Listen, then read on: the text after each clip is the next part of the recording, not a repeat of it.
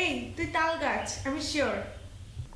চিনি ফেললি শেষমেশ, বাট তাল গাছটা এবার বাদ দে প্লিজ।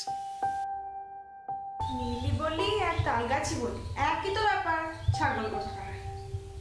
ভাবতেই পারিনি এত বছর পর যোগাযোগ হবে, ভেবেছিলাম ভুলেই গেছিস। কিন্তু দেখ চিনেই ফেললাম তো। হুম তোকে ভুলবো? তুই তো কেবলমাত্র আমায় গাধি বলে রাখাতিস, কিছু হলেই মহাজীব বলে চিল্লাতিস। হ্যাঁ, তুইও তো আমায় তাল গাছ বলতিস, কই আমি তো রাখতাম না। ওসব বাদ দে, কেমন আছিস? ভালো। তুই? তুই তো জানিস আমি সবসময় ভালো থাকি। তুই তো স্কুল থেকে বেরোনোর পর কোনো খোঁজই রাখিসনি আমার। ও আচ্ছা, মাঝখানে তো মোটা হয়েছিলি, এখন আবার শুকিয়েছিস। আগে তো ফর্সা ছিলি, এখনো তোকে বেশ লাগে। কি রে, কথা বলবি না? এত কি ভাবছিস আমাকেও বল। আমি জানি তুই কি ভাবছিস। নীল, তুই কি এখনো আমায় ভালোবাসিস? উত্তরটা তো জানা নপুর, ভালোবাসতাম, বাসি আর বাসবো। সেই তো কবেই রিজেক্ট করেছিস, কিন্তু আমি ভুলতে পারিনি।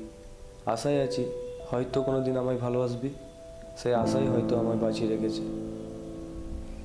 আর যদি বলি আমার বয়ফ্রেন্ড আছে তাহলে? তাহলে কি, আগেই তো বলেছি I still love you and I will. আর যাই হোক, তোর বিয়ে তো হয়নি।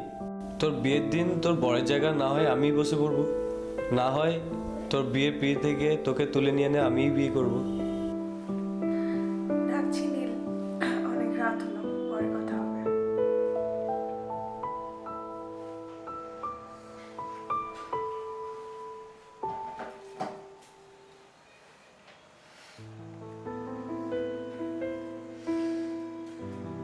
আর মাত্র দুদিন, নীলের সব স্বপ্ন, আবেগ, পাগলামিকে মিথ্যা করে কোণের সাজে সাজবো আমি।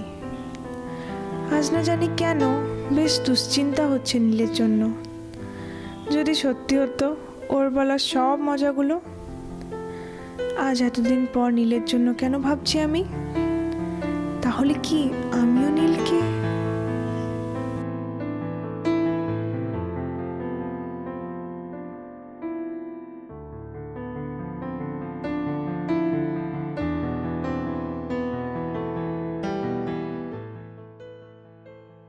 তোকে এত সুন্দর লাগছে, আমি তো চোখই ফেরাতে পারছি না।